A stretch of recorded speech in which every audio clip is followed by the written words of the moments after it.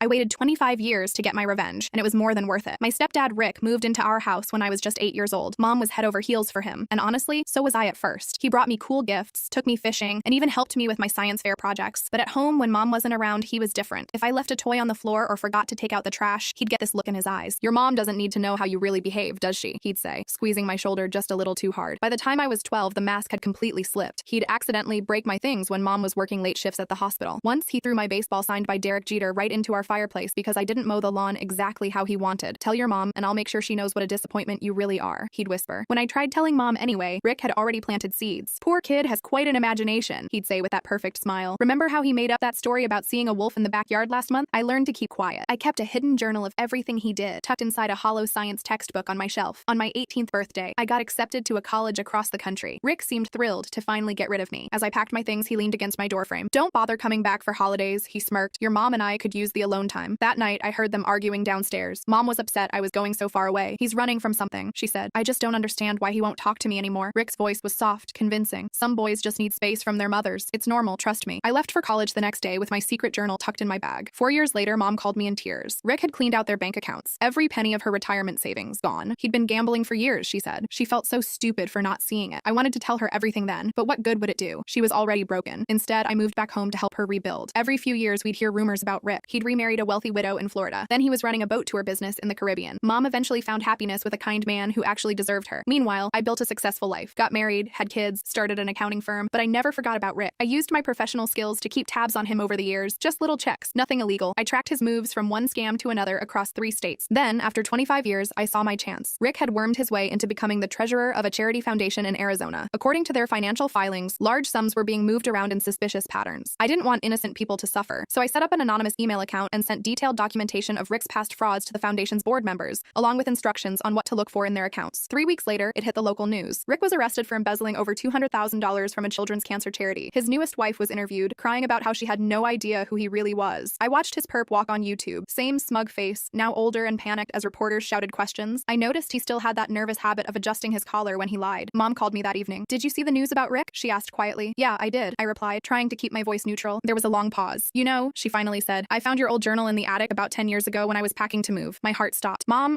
No," she interrupted. "I should have known. I should have protected you." Her voice cracked. "Did you have anything to do with this?" I thought about lying, but we'd had enough secrets. I just made sure the right people saw who he really was. She was quiet for a moment. "Good," she finally whispered. "I'm going to sleep better tonight than I have in 30 years. I hung up and opened a bottle of wine I'd been saving for a special occasion. As I poured a glass, my oldest son came into the kitchen and asked why I was smiling. "Just thinking about an old science project that finally worked out," I told him. "The results were definitely worth the wait."